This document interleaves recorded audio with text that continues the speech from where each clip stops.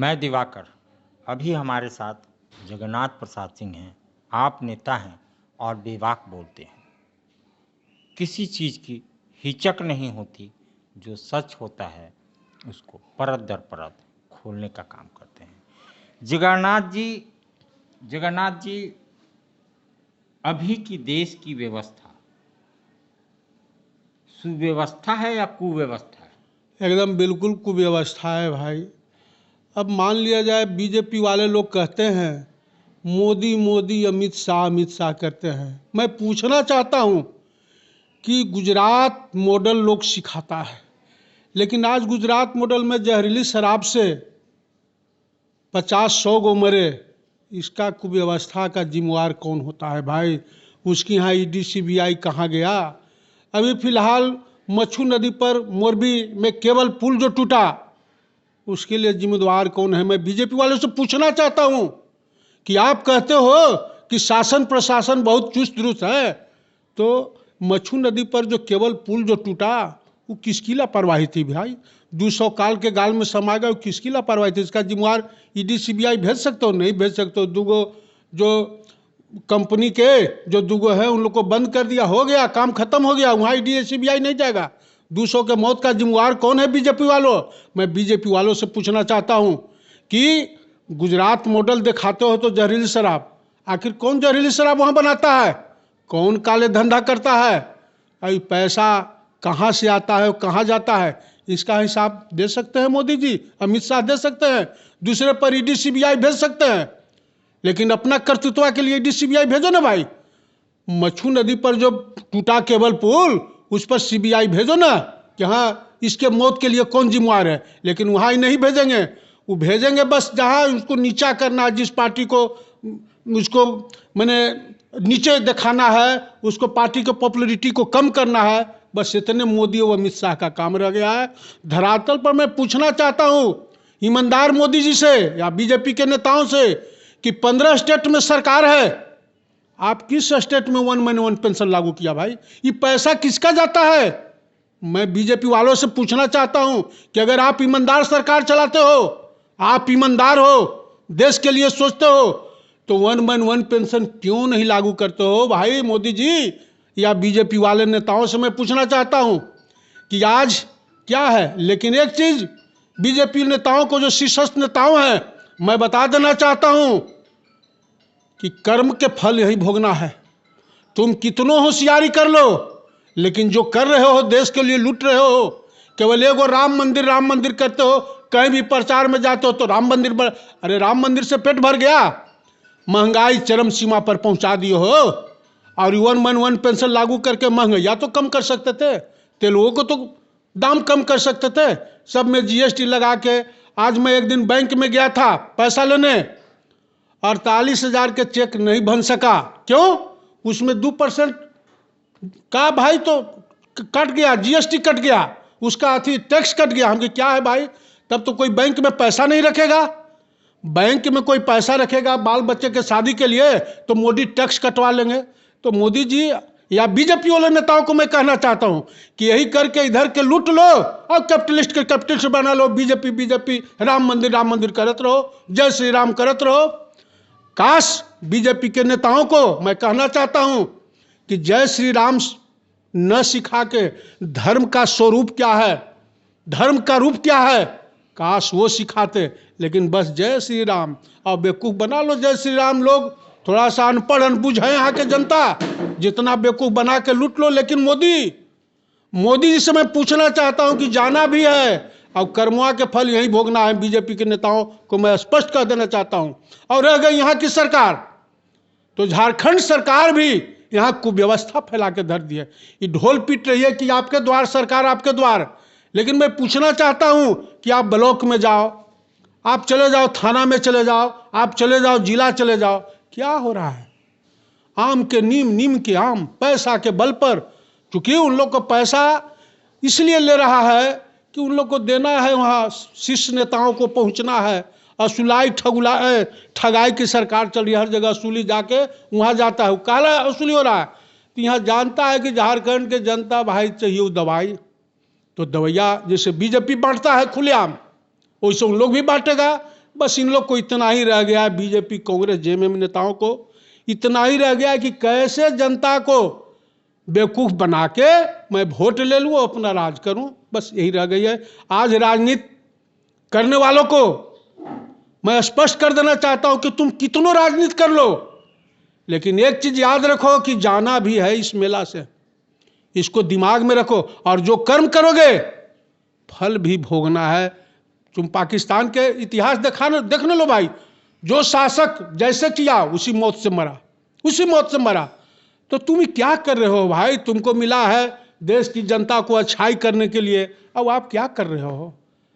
आप क्या कर रहे हो? तो ये तो जनता नेताओं को सोचना ही होगा। आपका कहने का मतलब तो यही होगा कि 4 इंडस्ट्रियल 10 इंडस्ट्रियलिस्ट मिलके बिल्कुल पूरे देश को चला बिल्कुल, सब जितने जो अति है उद्योगपति हैं उनका टैक्स माफ हो जाएगा, उनका सब चीज हो जाएगा, लेकिन आम आवाम के लिए तो बैंक में पैसों रख ले, बेटा बेटी के शादी ले तो वहाँ टैक्स करता हूँ।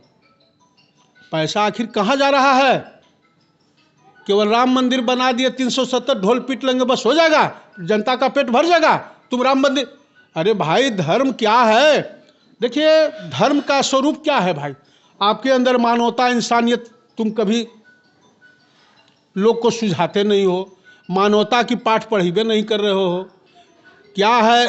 परोपकार की भावना सिखा ली, जय श्री राम कह देने से काम चल जाएगा, लेकिन तुम काम चला लो भाई। मोदी जी को यही रह गया है संदेश कि जय श्री राम कहना सिखा दो और लूट लो जनता को। यही बीजेपी का मेन मोटो है कि राम मंदिर और 370 बकिया सब लूट लो। अब सोचो ना भाई, विधानसभा लोकसभा कहता है कि नेता नहीं करता। अरे नेतवा के तुम रहने कहाँ दे रहे हो? 25 करोड़ जो मिलता है सांसद विधायक के, पहले ही अमित शाह आवेगा जो पैसा वाला के देगा कि भाई दे इतना पैसवा। वो पैसवा कहाँ ले जाते हैं बीजेपी वाले के लोग, मैं पूछना चाहता हूँ।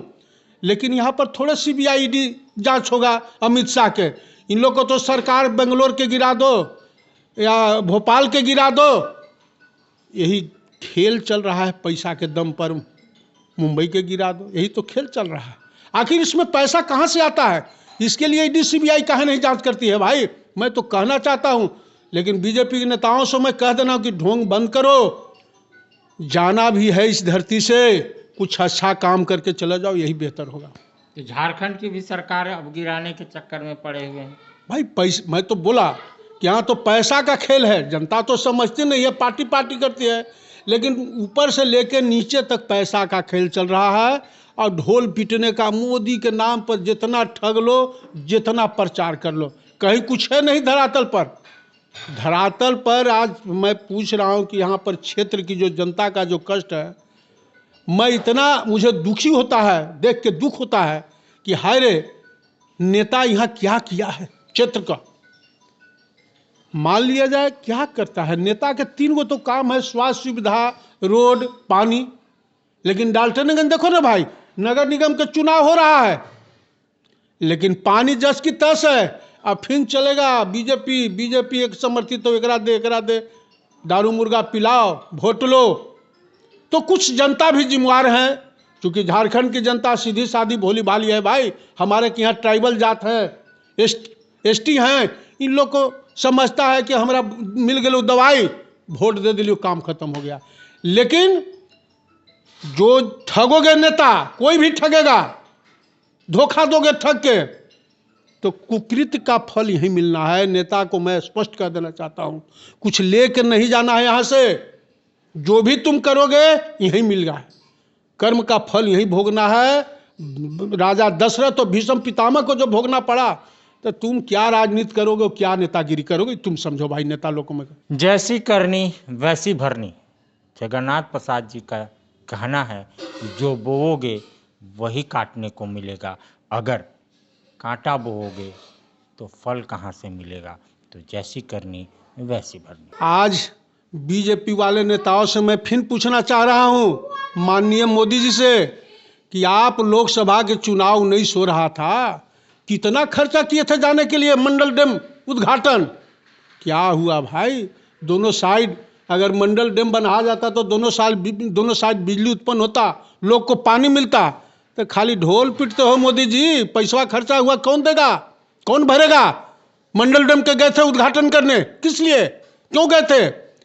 देखो भाई, जितना ये ढोल पीटने वाला काम बीजेपी वाले कर रहे हैं, इसको बंद करो। मैं इससे सहमत नहीं हूं। कुछ काम करो धरातल पर। आज ही मंडल डैम का समस्या आज का नहीं है। अब आप कहते हो कि मैं जो बोलता हूं करता हूं, तो क्या बोले हैं, क्या कर रहे हो तो मैं देख रहा हूं। लेकिन कम से कम यहाँ पर इधर भी सरकार है, जो झारखंड की स्टेट सरकार भी है, मैं उन लोग को कहता हूं कि कम से कम इसके लिए शर्म करो कि मैं क्या कर रहा हूं, मैं क्या असूल के करूंगा, क्या ले जाओगे। यहाँ के जनता अगर न कहीं शिक्षा क्या है, चौपट है। यहाँ की शिक्षा व्यवस्था चौपट है। और देखिए रहे हो कि भाई जो स्वास्थ्य सुविधा है वो भी चौपट है। तो क्या नेता खाना तो नहीं ना देता है, शिक्षा और स्वास्थ्य, लेकिन यहाँ दोनों चौपट है। ये बीजेपी का ही देन है। वो तो इन लोग तो चाहते हैं कि बस यहाँ के जनता को केवल दवाई बांट और वोट ले। शिक्षित कर देवे तो कहाँ से जनता जागरूक हो जाएगा, तो ठगागा नहीं ना ठगागा। तो कांग्रेस और बीजेपी की यही नीति है कि शिक्षा, आज स्कूल सब बंद करवा दो, जितना हो सरकारी स्कूल उसको बंद करवा देना, वहाँ लेकिन है प्राइवेट चलाओ, और प्राइवेट जरा भी पैसा होगा वही ना देगा। मध्याह्न भोजन क्या है, ये सब बिल्कुल टोटली ड्रामा है। शिक्षण संस्थान में तू खाली एगो स्कीम चला दियो कि गरीब के खाना दे रहे, वोट ले लो, और उसको मैट्रिको पास नहीं करेगा जो तुम शिक्षा दे रहे हो। तो ये सब बहुत गलत व्यवस्था है। मैं ये सब व्यवस्था देख के बहुत दंग रह जाता हूँ कि न गरीब पढ़ेगा, न तोरा भी ओकरा दारू पिला वोट मांग ले, बस यही व्यवस्था चलाओ। और मैं दोनों के बारे में कहता हूँ, चाहे कांग्रेस हो या बीजेपी हो, लेकिन इतना ही भर तुम्हारा काम नहीं चल जाता है। मैं दोनों को कह देता हूँ नेताओं को कि अरे भाई, लड़के को पढ़ा रहे हो तो पढ़ाओ। पढ़ाई में ये नहीं कि मध्याह्न भोजन कराओ, लेकिन समय से शिक्षा का महत्व समझो। अगर आज देश के तुम शिक्षित नहीं रखोगे तो देशवा पर फिर गुलामी हो जाएगा, जो तुम लोग चाह रहे हो। कि तुम लोग तो करिए रहे हो और देश गुलाम हो जाएगा। अरे जब हमारे युवा शिक्षित नहीं होंगे, देश के बारे में समझेंगे नहीं, तो तुम कितना वोट के राजनीति करोगे। कांग्रेस और बीजेपी के नेताओं से मैं पूछना चाहता हूँ। मैं गया था करचाली, आज के 4 दिन पहले फाइनल फुटबॉल मैच था। मैं वहाँ देखा कि वो वन विभाग के है। मैंने कहीं भी ग्राउंड है तो कहा भाई तो वन विभाग के है। इन लोग क्या कर रहा है, आज तक क्या किया। तुम नौकरी तो बंद कर दे रहे हो, खेलने का भी मैदान नहीं दे रहे हो। तो ये तो नहीं चलेगा भाई ना।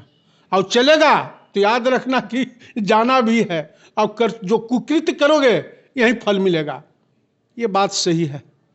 और मैं इन्हीं चंद शब्दों के साथ अपनी वाणी को विराम देता हूँ। शिक्षा के नाम पे क्या है पलामू में, वो आप भी जानते हैं और मैं भी जानता हूँ। मिडिल स्कूल, मैं मिडिल स्कूल के अगर बारे में बात करूँ तो क्लास होता है 8। और आज पलामू डाल्टनगंज के शहर में मैं दावे के साथ कहता हूँ कि किसी भी मिडिल स्कूल में पूरे टीचर नहीं हैं। मैं अगर नाम आपको बताने लगूं तो बुनियादी बालिका विद्यालय क्लास 8 टीचर 2, बुनियादी बालक विद्यालय बालिका विद्यालय बालक विद्यालय में अगर जाते हैं तो क्लास 8 टीचर 2। आप वहीं शिवाला रोड में चले जाइए, कन्नीराम में चले जाइए, कन्नीराम में एक स्कूल है, एक बिल्डिंग तक नहीं है। और एक मिडिल स्कूल में 7 क्लास चलता है, 1 टीचर होता है। कन्नीराम में स्कूल में 2 टीचर है, 8 क्लास और 2 टीचर। उन टीचरों को तो कागज बनाने में ही टाइम नहीं मिलता। आय बना दीजिए, जाति बना दीजिए, क्या पढ़ाएगा वो बच्चों को, और बच्चे क्या पढ़ेंगे। तो शिक्षा व्यवस्था के लिए चाहे वो केंद्र की सरकार हो, चाहे वो राज्य की सरकार हो, चाहे वो पलामू की सरकार हो, सोचना तो पड़ेगा। क्योंकि आप तो कहते हैं पढ़ेगा इंडिया, तभी बढ़ेगा इंडिया। जब स्कूल में टीचर ही नहीं होंगे तो कहाँ से पढ़ेगा इंडिया और कहाँ से बढ़ेगा इंडिया।